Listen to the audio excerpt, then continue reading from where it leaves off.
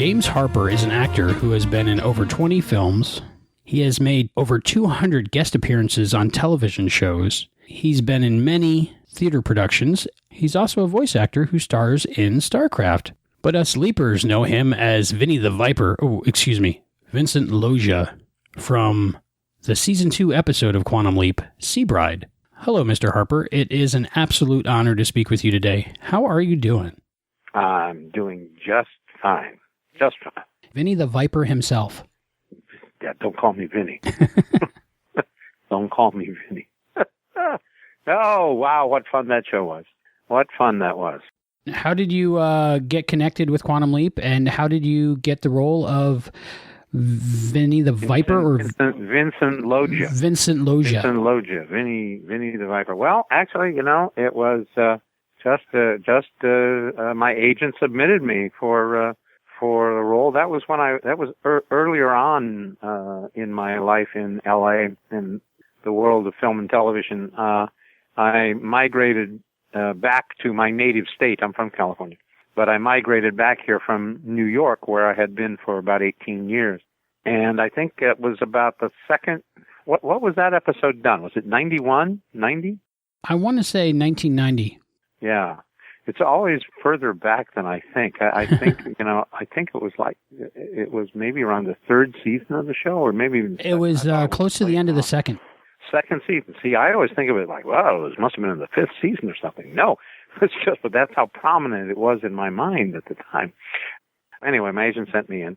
I auditioned for it, and I got it. I got the offer right away, as a matter of fact. No hesitation about it. That same day it came through, and it was great, and worked with Beverly Leach. Did you interview Beverly? Yes, we had a great conversation. Yeah, I love Bev. She spoke very highly of you. She did? Yes. Bless her heart. Bless her heart. Oh, I love her. We had the same agent at the time, as a matter of fact. And that's how we actually met way back then, was not only connected up with the show, but through the agency. We knew each other.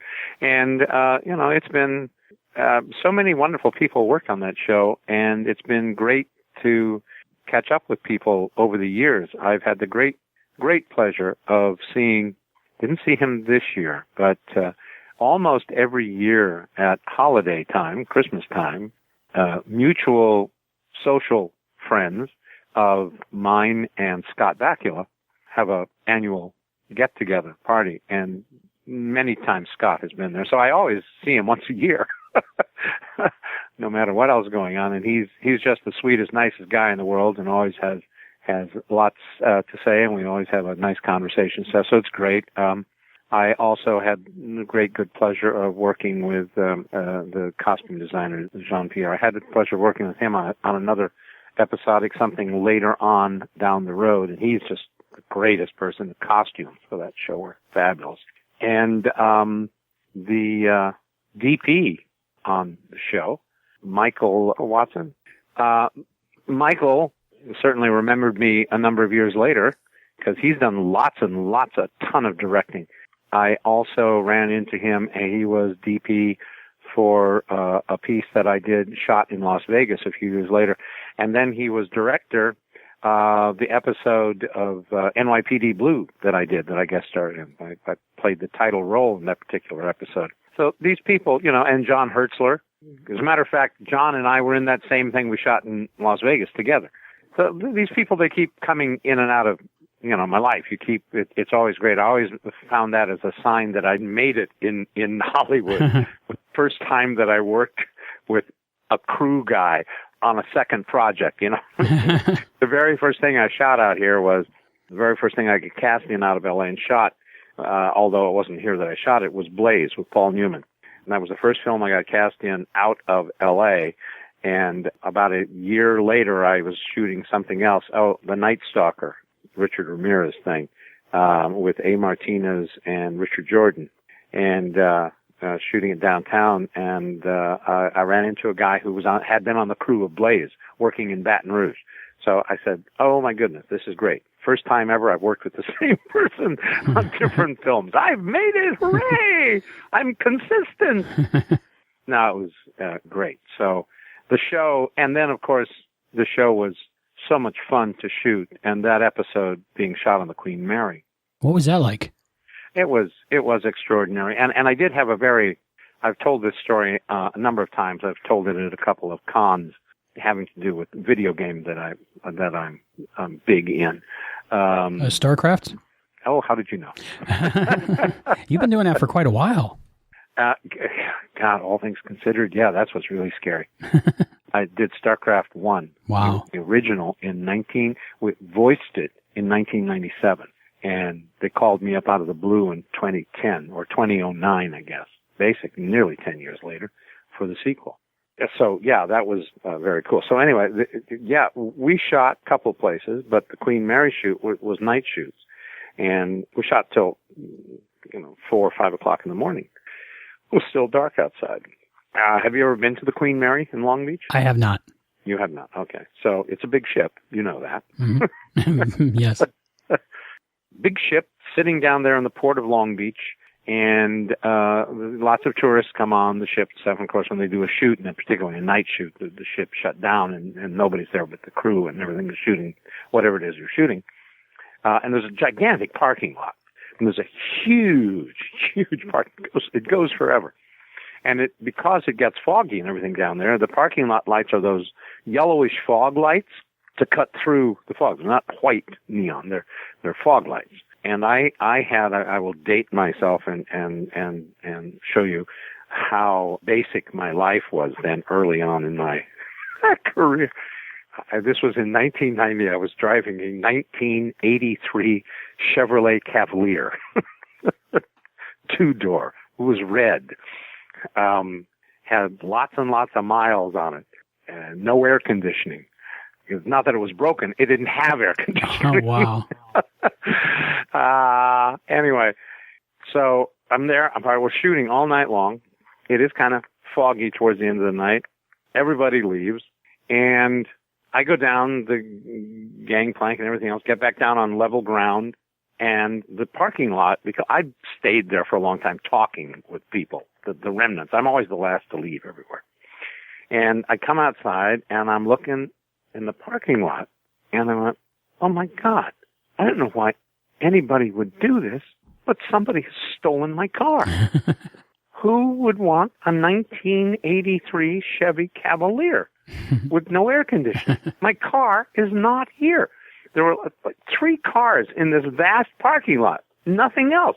There was one car over this way, another one over that way, and then there was this little one over here that was kind of gray in color and stuff. And I'm, oh my God, I run back up onto the Queen Mary, and I get one of the ADs and everything, and I'm freaking out. My car, it's gone. And then I can't afford a car, another one. I'm insured, but still, what are they going to give me for a 1983 Chevy Cavalier? And I'm freaking out. And so some people come down there with me in the AD, and I'm going, my car it was right here. It was in this row. It was in this row right here. It was very close to where that 2-door gray car is that's sitting there. That gray car that's sitting right there. It was very, very similar to that. That's my car. Yellow fog lights turn the color red, gray. Who would know that, though? Yeah, who would know that? Yeah. So my car wasn't stolen, but I must have been freaking out for 45 minutes. And then I was fully embarrassed. Completely embarrassed. Totally. Yeah, well, yeah. Okay. So, anyway, so another one of the very nice people, I think you may have interviewed her, another person that was always extraordinarily nice to me, and had many discussions with. As a matter of fact, saw her 5 years ago at the 20th convention, Deborah Pratt. She is a lovely lady. You've met her. We talked on the phone. You did, yeah. Mm-hmm. Lovely woman. Just terrific. Very talented. She and he were married, I believe, at the time. Mm. Mr. Belisario. And yeah. Oh, yes. Oh, of course. And the director, of course, of that episode, who I ended up working with on another thing later, absolutely fabulous, Joe Napolitano. Great director. And they had another director on there that I didn't work with on this show, but I worked with him on another show later, who's also just a fabulous guy if you ever get a chance to meet him or talk to him. James Whitmore Jr. Yeah, great people. Great people. And Beverly Leach, just what a, oh yeah, of course I'm forgetting somebody else who was on the show, who I worked with and I knew from my theater days back in New York. Kirk Knudsen. Ooh. Who played the ship's captain. Oh, he was pretty good. Yeah. He did the marrying of them, I believe. Yeah. We did, way back in 1981, 82, we did a production of Cyrano de Bergerac at the Long Wharf Theater in Connecticut with Anthony Zerbe. Who did you play? I played, well, it's a great, there are no small parts, only small actors, but this really is a terrific small part. You're going to have a small part. Cyrano, this is the one to have. Lear, Lignere, Lear. He is the drunken poet that they all come to after kill, and Cyrano protects him. He's the one that Cyrano goes out to avenge them attacking him, and goes after to tackle the 100 guys. Anyway, it's Lear. Wonderful small part. And I did a couple of things. It was a very interesting production because and I became pretty good friends with Anthony. I was seeing Anthony over the years. As a matter of fact, again, that thing that I did in Las Vegas, which was actually called Treasure Island, by the way. It was the most expensive infomercial in the history of infomercials. NBC had an hour of television time after the Super Bowl in 1990, whatever it was. It was Steve Wynn, the Las Vegas mogul Steve Wynn, right, who built Treasure Island. He bought an hour's worth of NBC airtime immediately following the Super Bowl, whatever year that was. And we had gone to Las Vegas and filmed this loose adaptation of Treasure Island. And Anthony played Long John Silver, and John Hertzler was, he played the bad guy. I had a small little thing in it. I had actually assisted the casting of it. And it was designed they incorporated the implosion of, can't remember which hotel. It was the first time they imploded a hotel there in Vegas that they did national footage of. Anyway. I remember seeing that. They aired it. Yeah, they aired it. And then I don't know that it still does anymore, but it played on a loop nonstop in the hotel, a closed circuit. Oh, television. Cool. Very cool. If you were a guest in the room, you could watch it. Have to stay there next time. Anyway. Check that out. You mentioned John Hertzler. Yeah. Most listeners will know him from his work on Star Trek. You actually did an episode of Deep Space Nine. I did an episode of Deep Space Nine. I don't think that John was on that episode. I don't think so. And I don't remember that I actually knew at the time that John was doing it. Another one of my old, dear, good friends, Casey Biggs. I don't know if you know who Casey Biggs is. Casey was on it for also a long time, too. Somebody else I worked with went to. What was your experience like on Deep Space Nine? It was an interesting experience. It was a very interesting experience. Again, a lot of great people. A lot of great people on it based in the theater. People I'd worked with forever. I got to meet some new people. Rene Aubergenois, who played Odo, wasn't that his name? Yes. Rene, I had worked with my very first professional production in theater back in 1973 in Central Park, New York Shakespeare Festival. Production between my years at Juilliard. It was a production of King Lear with James Earl Jones, directed by Ed Sheeran. And, Rene played Edgar. Poor Tom, Raul Julia was in it, Paul Sorvino was in it. Oh my goodness. Oh, yeah. And a lot of us in the chorus who were nobody at the time, and later many of the guys went on to do other things, like Frankie Faison, who stuck it out in New York, and he's been on Broadway. I think he got a Tony Award, actually, at least for one of August Wilson's plays. Another one of August Wilson's regular guys, Anthony Chisholm. We were all guys that George Sunza, he had a little bigger part than George did. But Paul Sorvino was Gloucester, Raoul, Tom Aldridge, and the list goes on and on and on. Doug Watson played Kent, wonderful Doug Watson, and I understudied him and actually ended up going on for him 4 times. 23 years old and playing Kent opposite James Earl Jones and Rene Bergerac and Raoul Julian. Wow. So on and so forth. Anyway, so here Rene is, I can't remember if that's the first time I had run into him. I think I had run into him actually through some other theater stuff out here. But he was there on that episode shooting. Another person who has come to be, come with friends with he and his wife over the years too, is also because of my significant other's theater work here in L.A., Armin Shimmerman. Do you know Armin? Oh, yes, Cork. Yeah, right. Cork, right. Great actor, Buffy, a lot of stuff. Yeah, lots of things. Yeah, so it was one of the costume designer was a theatrical costume designer, Robert Blackman, and the wonderful young lady who did my makeup, and I had some great pictures. I just came across them the other day I'd forgotten all about. Karen Westerfield. I had been 3 years into a co-founder of a theater company, small theater company here in L.A., and we were doing our second full company production, which consisted of 3 one-act plays by the playwright Richard Dresser. And I needed some odd props for this. These are very dark comedies. And so I had made friends with Karen, and she actually made up these brilliant props, including one. She took a woman's talcum powder box, one of those round boxes, like would have Chanel No. 5 powder or something in it, Yeah. She emptied it all out. She painted it red and had a little gold trim on it.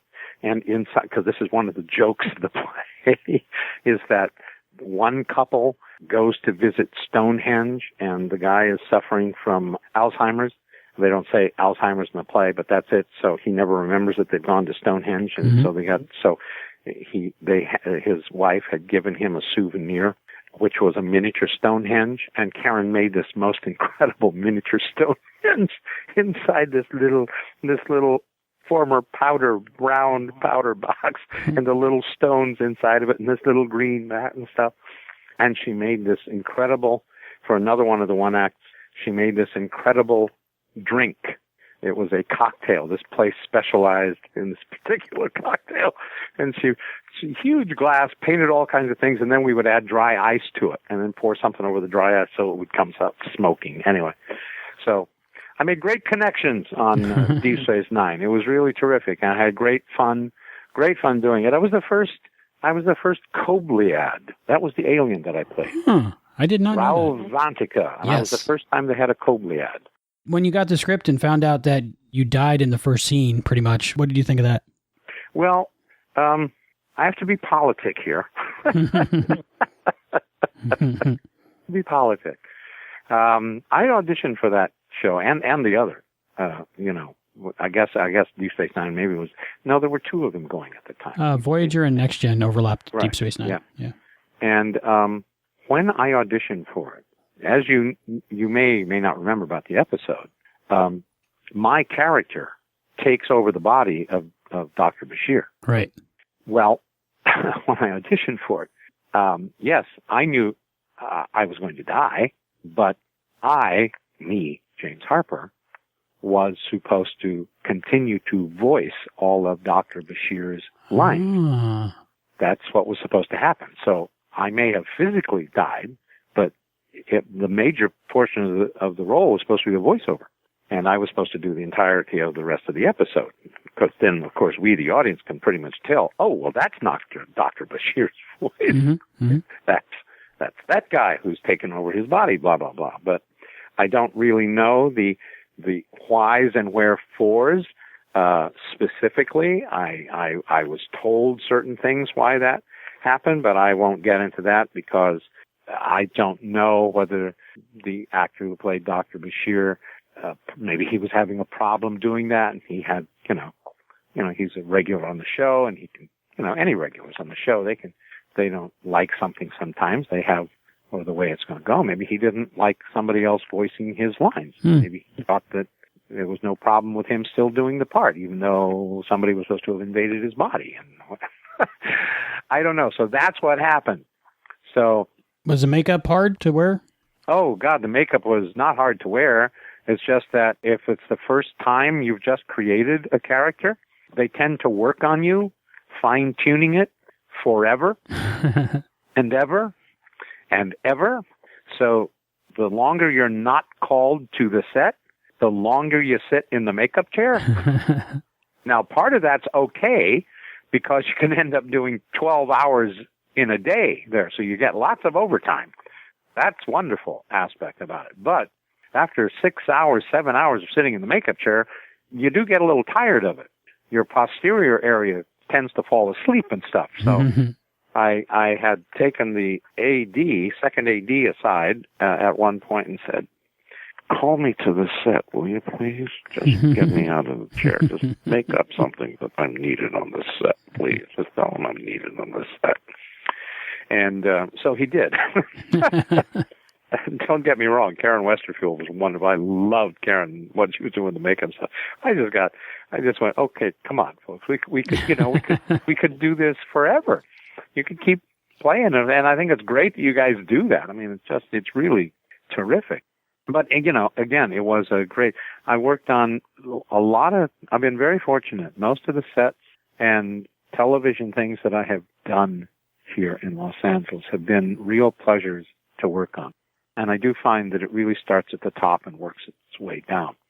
Starts with the actual star, quote unquote, of the show and their personality and how it all filters down from them. I really found that out. One of the first shows I did out here was Paradise. It was later at that time, right soon after it changed, the name was changed to the Guns of Paradise. And that was great fun because it was also guest starring. I did a 2-episode package, guest starring John Schneider and Hugh O'Brien and Gene Barry as their old TV characters. Hugh O'Brien played Wyatt Earp and Gene Barry played Bat Masterson. And it was great. But Lee Horsley is one of the nicest guys in the world. And any kind of heat that had happened, or if there was any kind of friction that happened, it was all squelched very quickly by who he is and who his being and stuff. And the same thing with Quantum Leap because of Scott. The chemistry, the personality from the person who's usually the top banana there on that side of the camera, really it drains down to the whole set and how everything operates. So I could give a couple of examples of shows that weren't so much like that, and I could attribute it to the people who were at the top of the show, and that would be one of the problems why. So I've been fortunate. All the things that I've done, for the most, I'd say, 94% of everything I've done out here has been in really, really great situations. There was one episodic that wasn't too hot, and there was one low-budget film that was no fun. But there's that in everything, Yes, there is. What about Armageddon? Oh, Armageddon was fun.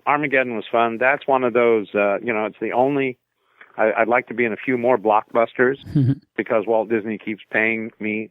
That's been since 97 now. Yeah, quite a while. So that's another, 18 years worth of payments I keep getting. Wow. My first residual check for that film, I about fell over when I got it. But it was fun, great fun.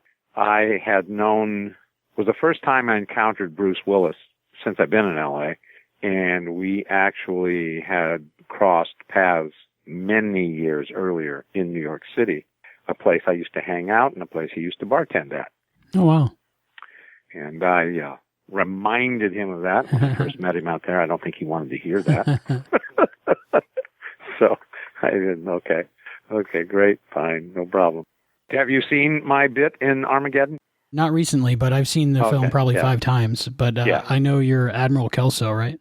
Yeah, I'm the admiral that comes out. I'm the guy who comes out and flies out. I'm in the helicopter, that famous, it was always in all the previews, the helicopter with the sun behind it, and fly out to the oil rig and grab him and the other guys, Buscemi and Michael Clark Duncan and Will Patton, et cetera, and what is that guy's name? Ben Affleck, that's right. I didn't remember the tall ones there. Batman himself. Yes, that's right. Wish him luck. Yes. Yeah, so that's me. It's about the first 15 to 20 minutes of the film. You were on a real oil rig, right? Oh, yeah. Oh, yeah. Oh, yeah. How was that? Yeah. That was, actually, things changed because I was supposed to do that. I was cast for that in the summertime. It was the summertime. It was like August, September, something like that. And we were supposed to shoot it on an oil rig off the coast of California, up near Santa Barbara. And they lost the location. So they scrubbed the whole thing. And that already, August, September of 96, I think it was. Maybe it was 97. I can't remember what year I actually shot it. I think it might have been the end of 96. That was already towards the end of the shoot for the film. They'd already been working on shooting it for months and months and months. And they lost that location. And it was another 2 or 3 months before they came up with another location for me. So I didn't have too much time, but when they did come up with it, they said, it's going to be out in the Gulf of Mexico. Now, I'll be very honest. I don't mind saying it. I don't fly. I've been fortunate. I haven't had to go any place to fly for a job in the past 25 years. I would, if I had to, I would because I'm not going to let it keep me from a job. But, of course, here was a case where I had to go out in an oil rig 250 miles out in the Gulf of Mexico. Now, on the plus side, when I was needed at the oil rig, they also needed the real Air Force helicopter and Air Force crew, which they had, which they get on loan or by renting from the government. And this was a crew, a real search and rescue crew from Florida, stationed in Florida. And I think including the pilot, co-pilot, and then there's 5 to 7 additional guys. So when they needed me out there, they needed the Air Force, the helicopter, and vice versa. When they needed the helicopter, they needed me.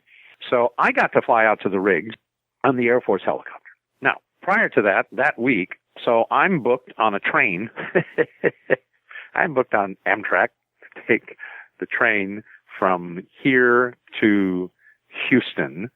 And then they're going to drive me down to Galveston, and then I'll get on the Air Force helicopter and fly out into the Gulf of Mexico. So I have a friend who's a traffic reporter here in L.A., very, very well-known traffic reporter. He doesn't do the flying of the helicopter he was in. He has a pilot, and then he sits there and he reports the traffic. So he's always had a standing invitation, and my significant other had gone up with him in the helicopter many times, went to view the Rose Bowl parade, went to view the Rose Bowl, a lot of things. Me, I never went up. And so I was leaving on Friday by train, and I called him up on Wednesday. I said, Jeff, I have got to go up with you. I cannot go to Houston, Galveston, get up in a helicopter and pee in my pants in front of Bruce Willis and Jerry Bruckheimer, Michael Bay, and all these other people. I just can't do it. I've got to fly. He said, well, okay. So tomorrow, he said, you want to go in the morning or the afternoon? So the morning is 3 hours up and the afternoon is 2 hours. I said, let's take the 2 hours. So I flew up with them in the afternoon, and I didn't do bad at all. Because it was great because I had headphones and I could hear them and I could click in on a conversation. I could ask questions, and everything. So I felt very much in control of everything. So it was fine. So I get on the train on Friday and we head to, train takes me there and then boom. And then the next day and they fly me out to the oil rig. And I always used to take my cameras with me to every shoot. So I actually was very, very relaxed flying in the helicopter. I was sticking my head out the door, taking pictures all the way out in the middle of the Gulf of Mexico. And, it was great, and a couple of 3 days, I think, of round trips going out there, and everything was great until the last day. And we finished shooting the last day, and now, by the way, this shooting was in January or February, so, it's dark at 5, you know what I mean? So we're shooting, and, of course, being the last day of the shoot, guess who wants to go back in the helicopter? All the biggies want to go back in the helicopter. Bruce wants to fly in the helicopter. Michael Bay wants to fly in the helicopter. Of course, Jerry Bruckheimer, Ben Affleck, Liv Tyler. They all want to fly in the helicopter. Well, that kind of leaves me out. So what do I got to do? I got to take the crew helicopter. And when I mean crew, I mean oil rig crew helicopter. Oh, my goodness. Which is what they've been flying the other actors back and forth in. Steve Buscemi, Will Patton, Michael Clark Duncan, all the rest of the folk have been flying in these 12-man supply helicopters. They have 2 pilots in there, but you don't get any headgear. Oh, by the way, yes. So I'd had headphones also in the Air Force helicopter. I was able to talk to the guys, and I had complete sense of control of everything. So in this helicopter, you don't know. And there's no interior lights, and it's dark out there. And you know how big Michael Clark Duncan was, may he rest in peace. Gigantic man, and he's stretched across the very tiny kind of jump seats behind the last row.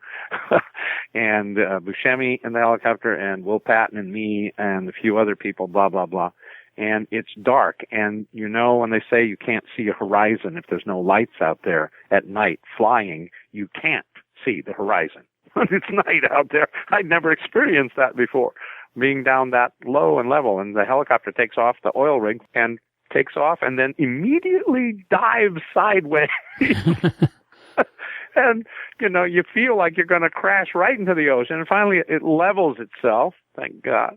And oh, my goodness. So we level off. Already I'm freaking out.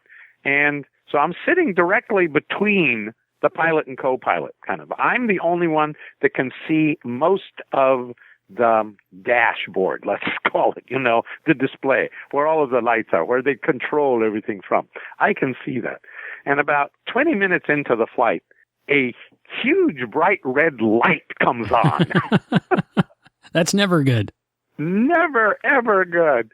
And Steve Buscemi kind of tapping me, Will Patton's tapping me, kind of mouthing, because you can't hear anything. This thing's so bloody loud in there, you know, and they're saying, "What is that?" "That's the pilot," you know. So I tapping him on the shoulder, you know, and he can't hear a bloody word I'm saying, you know, and he turns around and he's kind of mouthing, blah, blah, blah, smiling, blah, blah, blah, blah, you know, and going, "I don't know. It says everything's okay, I guess." I didn't hear a word that he said. I don't know. Now, mind you, we got an hour and a half, 2 hours nearly to go to fly back to Galveston. You can't even see the lights of Galveston yet.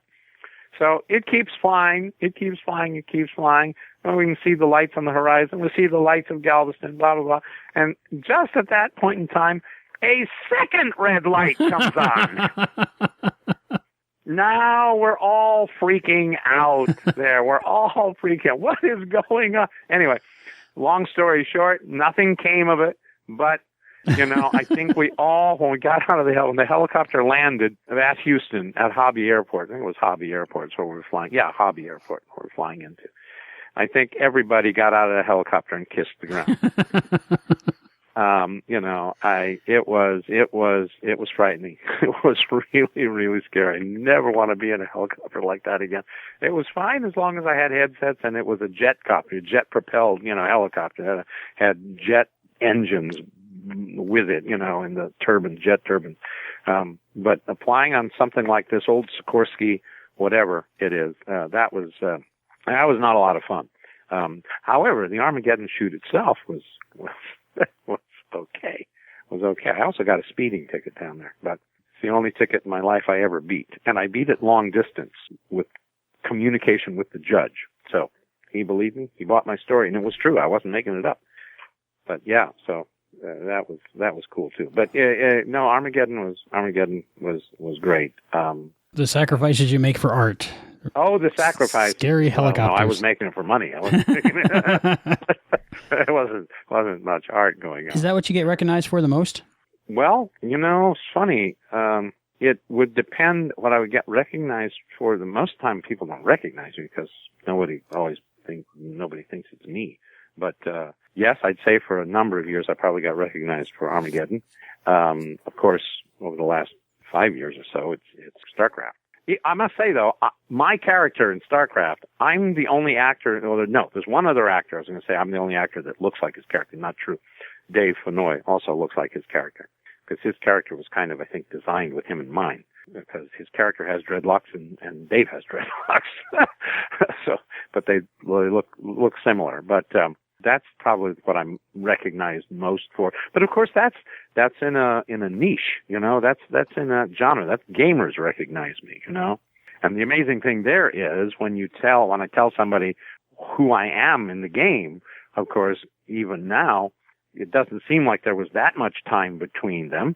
But there are actual guys out there today whose kids are being raised on StarCraft II. Yeah. Guys that played StarCraft I when they were 12 and 13 years old are now watching the second one, and some of them older than that. And they, I mean, it's pretty amazing. Do you have a preference? You've done television, movies, voice acting, theater. Do you have a preference, or is everyone different? Everything's different. I get great satisfaction from live theater, and more satisfaction, probably visceral satisfaction from live theater, the emotional commitment and the audience. There's just nothing like live theater. There's nothing like a live audience that the actor can feed off of. It's a stand-up comic. A stand-up comic is funnier when the audience is responding to him. It's not as funny when the audience isn't responding. The same thing with a play. You tend to get hot when the audience is with you, And, of course, that means you probably had to have been hot to begin with. You're giving them something good, and that's why they're responding the way they are. But it feeds off of each other. I've done a couple of parts in the theater that were not fun people, or the situations were not fun. And I have been subject of verbal abuse from the audience. Really? Oh, yeah. Yep. I was doing the play Execution of Justice by Emily Mann. Did the original, I'd say the original, but no, it was not the original production. I beg your pardon. But it was kind of the production that brought it home. I did the production that was done by the theater that commissioned the play to begin with. A joint production with 3 different theaters up in the Bay Area. Execution of Justice is the story of the murder of Harvey Milk and George Moscone, mayor of San Francisco, by Dan White, the supervisor. That's what caused Dianne Feinstein's political career to rise, because she became mayor after that. Anyway, so I played Dan White's defense attorney. And when we were doing the play at Berkeley, I had an older gentleman get up in the audience and start screaming at me, and thinking as if I were the real defense attorney. I mean, it was scary stuff. What do? Do you ignore it, or? No, you keep going as best you can, and you know that somewhere his wife or someone's going to say, "Stanley, sit down. Don't, it's just a play." Don't, I mean, but I've had other things like that. And it's just, there's nothing equal to that feeling. Now, on the other hand, I love doing movies.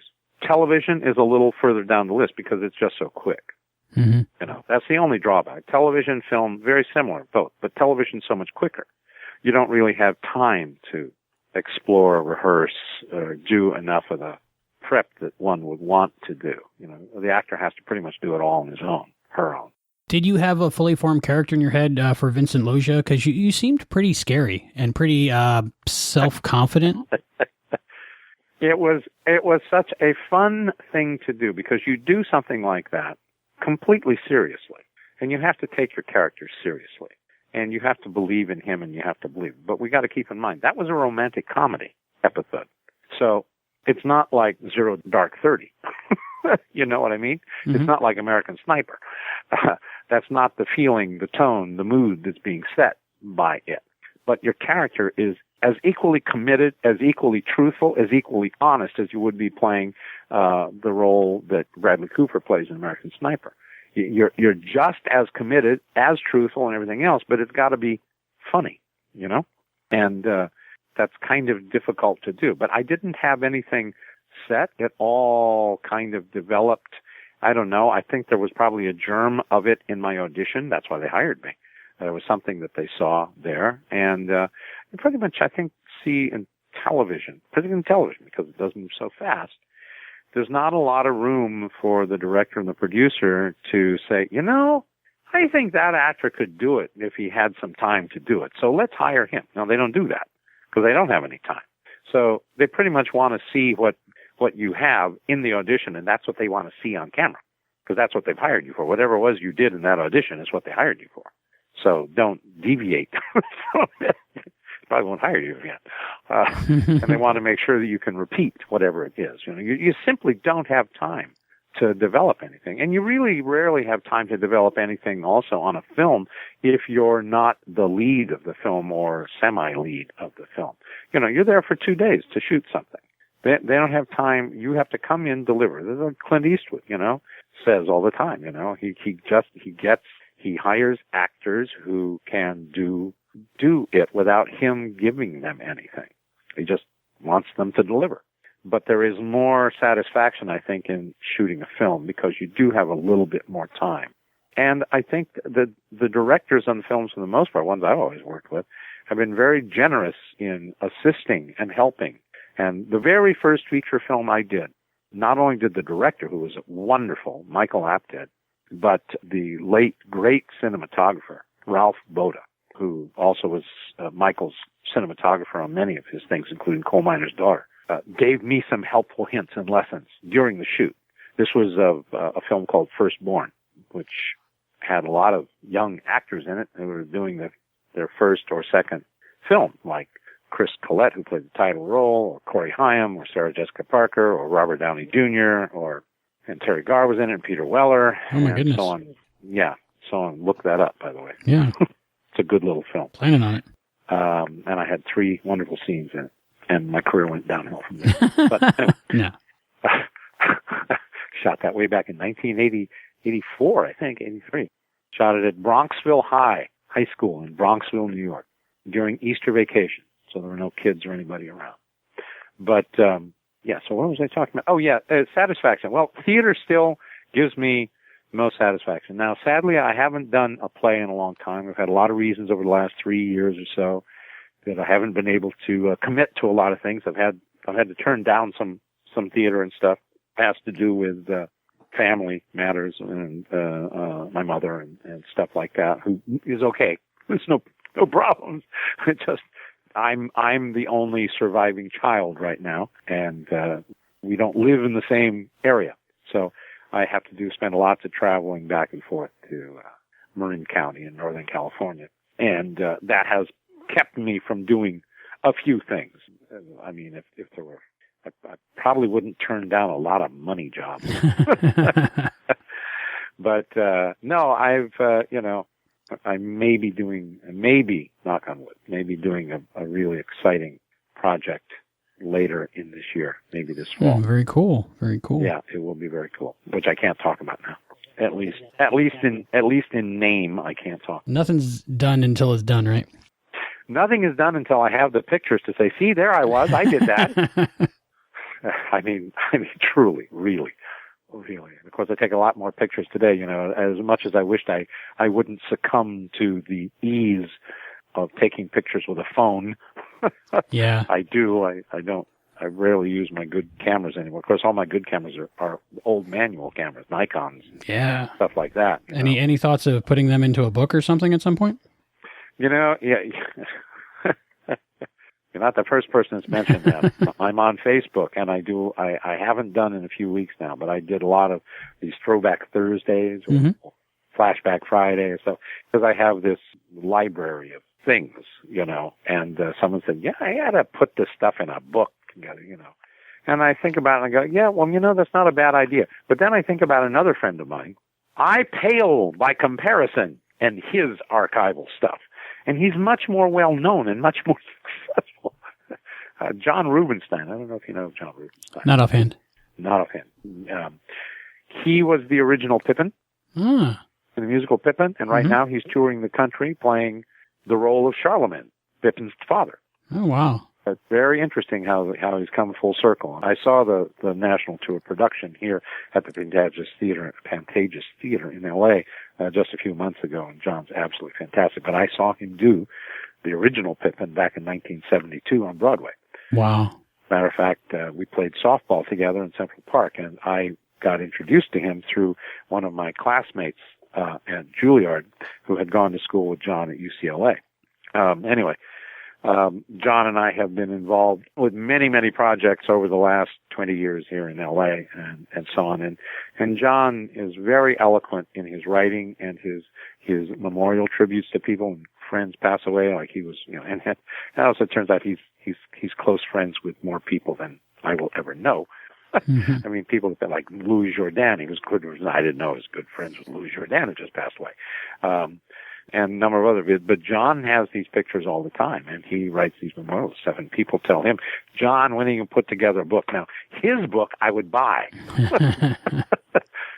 I mean, his father, in case of the names, his father, was Arthur Rubinstein, the classical pianist.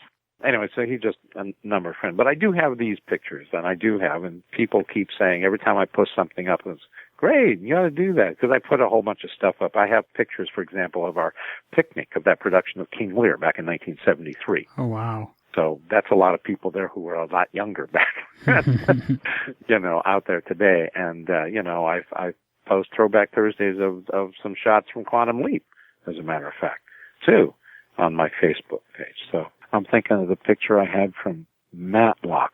Another show I watched a lot when I was a teenager. Yeah, I had a great part on Matlock. I was the victim of the week. I was the one that got murdered because I was such a, I won't use that word. But it's that 3-letter word when you think of another word for donkey, followed by a 4-letter word. Combine that. So, but he's a real, anyway, I played a talk show host. Oh, I think I remember that. Yeah.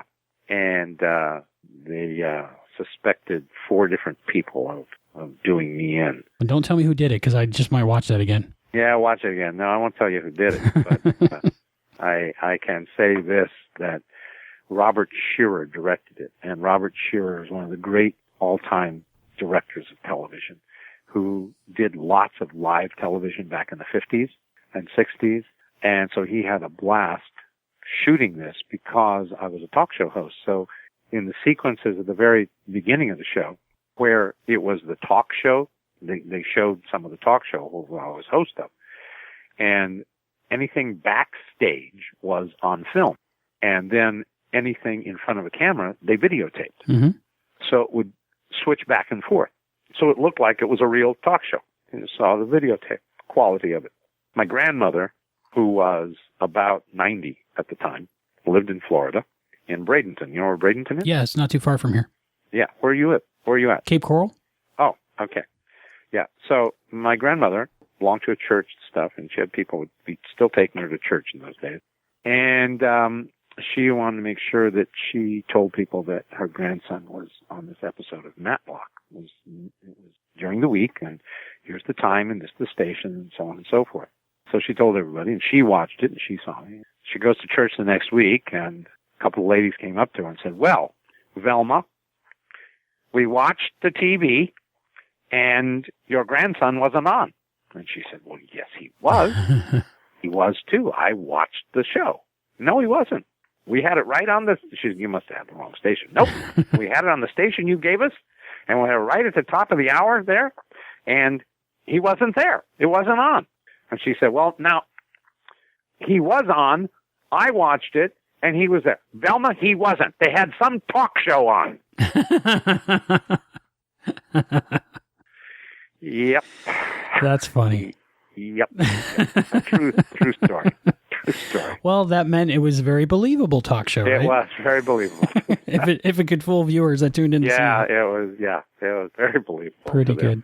Even though you only might have done a couple days on that episode, Sea Bride, you were in some great scenes. There was the fight scene at the wedding. What was that like? Oh yeah, that was great fun. That was great fun. Thank goodness both John and I have had experience in stage combat, although John's done probably a lot more of it than I ever was called on to do. So we were able to pull that off without any problems. I can't remember a whole lot of specifics about it because the whole thing was so much fun to do. I remember being down in the garbage area. Was that a set or was that in the ship? I believe, I'm trying to think of where that was. I think that was a set. I think it was on the Universal lot, but there might have been some of it on the ship too. We didn't. I can't even remember how many days we did on the ship, but it seems to me I was there more than once. It seems to me I was there a number of days, watching Beverly in her wedding dress and everything. And that was the most fun, was watching them do the dance stuff. You were right on the sideline, so you pretty much had to watch them dance all day, right? I just had to watch them dance. It was great because Beverly is wonderful. And of course, Scott is a great musical comedy actor. He was, dance and moves and everything else. So it was great fun to watch them. And what great fun to be able to do that stuff. It was great fun to watch them do that. It was terrific. It was such a fun thing to do. I mean, that was it. It was just a fun thing to do. The whole show. I wish I could help you out. I wish I could remember more specifics, but it has been a long time. 25 years, yeah. That's understandable. Do you remember your character quoting Shakespeare and smoking a pipe? Were any of those things? Oh, yes, I do. Oh, yes, and there, of course, somebody else who just passed away, too, by the way, in the last year or two, Louis Gus. He played my father. Okay, yeah, he passed away. That's sad. Yes, he just passed away. Oh. I say recently, I think within the last... Yeah, he stands up at the wedding, right? Yep. Mm-hmm. Yep, he does. He was great. Yes. Oh, yes, I remember that. What was my line? I was trying to think of it earlier today. Which one? The one that I say to Scott when I have him tied up, threatening to do him in the garbage dump. I don't remember. I just watched it right before we talked, and I don't remember. Yeah, and then he corrects me. And I say, whatever. It was a Shakespeare quote, though, I think. Yeah, and he corrects me. I say, hey, whatever. That part I remember. I can't remember the rest of it. Thank you so much for taking the time to talk to me today. I really appreciate it. Oh, is that it? What? No more questions? Well, look how long we've been talking. An hour and a quarter. Oh, my goodness. I appreciate you taking the time to do it. Oh, my pleasure. I love doing things like this. I love talking about me. What?